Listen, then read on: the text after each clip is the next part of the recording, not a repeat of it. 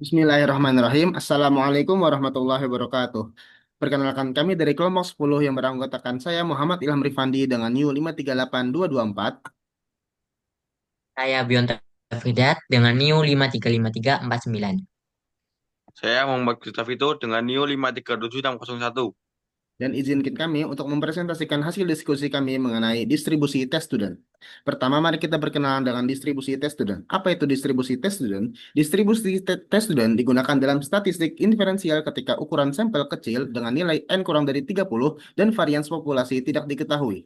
Distribusi ini ditemukan oleh William Sally Gossett dengan bentuk kurva simetris yang mirip distribusi normal. Distribusi ini juga memiliki ekor yang lebih tebal yang berbentuk laptop kurtik yang menandakan ketidakpastian lebih tinggi. Deviasi dari rata meningkat saat ukuran sampel kecil sehingga distribusi ini lebih konservatif. Semakin besar ukuran sampel, distribusi tes student mendekati distribusi normal. Distribusi ini berguna untuk digunakan dalam uji hipotesis, terutama uji rata-rata satu atau dua sampel dengan data terbatas. Cara menghitung T hitung dari distribusi tes student sendiri itu dengan cara rata-rata sampel dikurang dengan nilai rata-rata populasi atau hipotesis dibagi dengan simpangan baku sampel per akar dari ukuran sampel. Nah, kemudian cara membaca tabel tes tadi, teman-teman. Nah, untuk mencarinya tuh kita bisa lihat N sama dan 20. Nah, untuk mencari DF-nya tuh 20 min 1.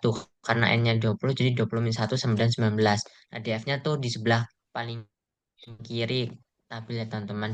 Nah, kemudian berapa nilai T pada alfa 0,025. Nah, T alfa, DF sama dengan T dalam kurung 0,025 titik koma 19 sama dengan bisa dilanjut.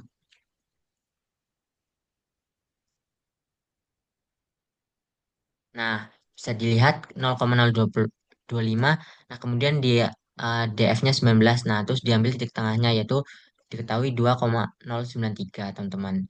Nah, kalau pakai Excel tuh bisa masukkan rumus TINF probabilitas titik koma DF, teman-teman. Nah, diketahuinya min 2,093.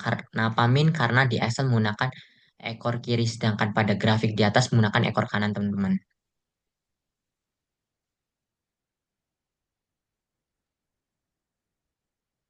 Penerapan dan contoh perhitungan uji T pada sampel kecil. Contoh soal, sebuah pabrik bohlam lampu menyatakan bahwa lampu produksinya dapat mencapai umur rata-rata 500 jam.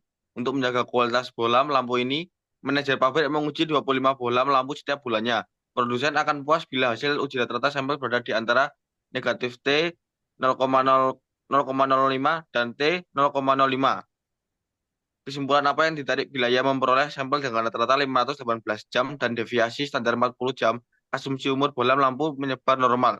Jawabannya, sigma deviasi standar populasi tidak diketahui dan N sampel kecil. N sama dengan 25. N dalam N lebih kecil dari 30. Maka akan gunakan distribusi T student dengan derajat bebas DF sama dengan N-1 sama dengan 25 min 1 sama dengan 24. Sehingga digunakan rumus sebagai berikut. Untuk langkah-langkahnya, yang pertama gambarkan kurva yang dimaksud pada soal. Yang kedua, tentukan nilai negatif T dan T dari tabel T.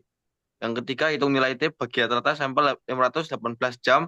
Dan yang keempat, bandingkan poin 3 dengan poin 2. Tabel T student. Untuk N-nya 25, DF sama dengan N-1. 25 min 1 sama dengan 24.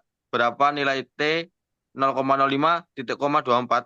Dari tabel T, pertemuan garis DF sama dengan 24 dan kolom 0,05 terdapat angka 1,711. Sehingga nilai negatif T min 1,711 dan T sama dengan 1,711.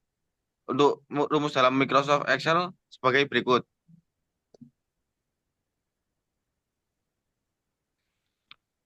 Nah, untuk jawabannya yang pertama dari tabel T diperoleh negatif T sama dengan min 1,711 dan T sama dengan 1,711. Yang kedua, hitung nilai T bagi X yaitu 518. Digunakan rumus yang menghasilkan 2,25. Nilai T sama dengan 2,25 lebih tinggi dari batas atas T sama dengan 1,711. Dapat disimpulkan bahwa produsen akan menyimpulkan bahwa bohlam lampu produksinya lebih baik dari apa yang diperkirakannya.